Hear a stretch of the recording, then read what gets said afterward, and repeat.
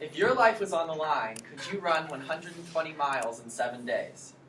That's an average of 17 miles per day, each day of the week. Cal Poly's top distance runner, Swaranjit Goyal, runs an average of 120 miles per week, each week of the year. There are many reasons he's able to do this. Some of them are physiological running economy, his aerobic complex, his weight training regimens, his VO2 max, and his nutrition. But one of the topics that's a little more interesting and also very important to the efficiency of a runner that Swaranjit needs to think about is his shoes, what shoes he's going to run in. So, the human foot contains 28 bones, 19 ligaments, 32 muscles, and 200,000 nerve endings. How are we supposed to pick two pieces of plastic to hold these masterpieces which hold up our body the entire day? Well, I'm going to try to give you a few hints and tips about what good shoes you might want to have so that you might run a little bit like Swaranjit, or maybe just a tad slower than that. So one of the topics I'm going to be talking about is pronation, which I will get to in a second. And the other topics I will be covering are the distance you'll be training at, whether it's speed training or long distance training, and also whether you'll be training on trails, roads, or tracks. So let's start with pronation. So pronation is when the foot rotates to the left on impact. The ankle, bones, and ligaments take a lot of pressure, and the right side of the foot as well takes a lot of pressure.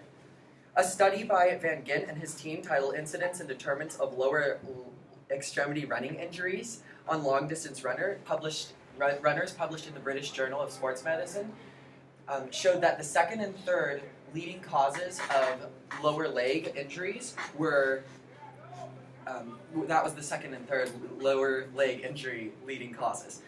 Primarily in the ankle and foot. So, what you need to do is pick a shoe, if you're pronated, that has a lot more support, or get an orthotic, which could help with that imbalance.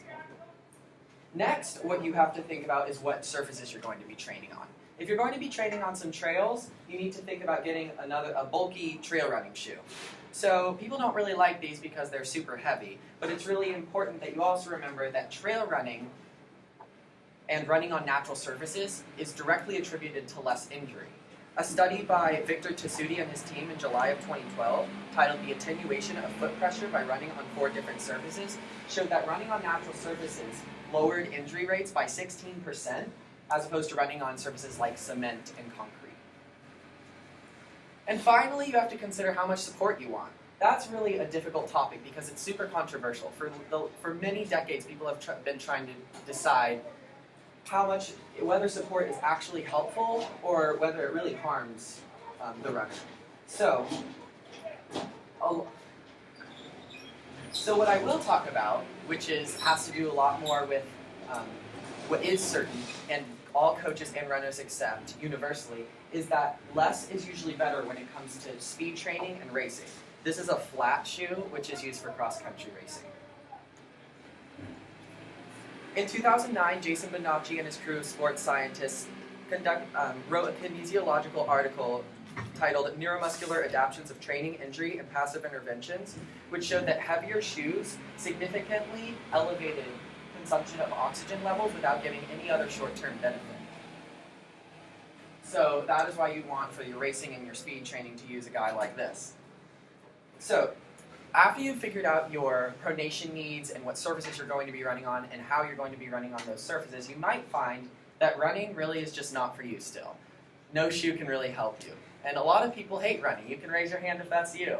Yeah, okay. So that's all right, but what I'm hoping to get across is that your shoe choice can really help you if you're experiencing a lot of pain towards running and really help your experience altogether. So whether you're someone who gags when they see a runner, or someone who runs 120 miles per week, or even a sprinter who might in fact never go above their quarter-mile comfort zone, what you could benefit from is a better shoe because it'll take all your pain away. So I dare you to try it just for a month and see that maybe running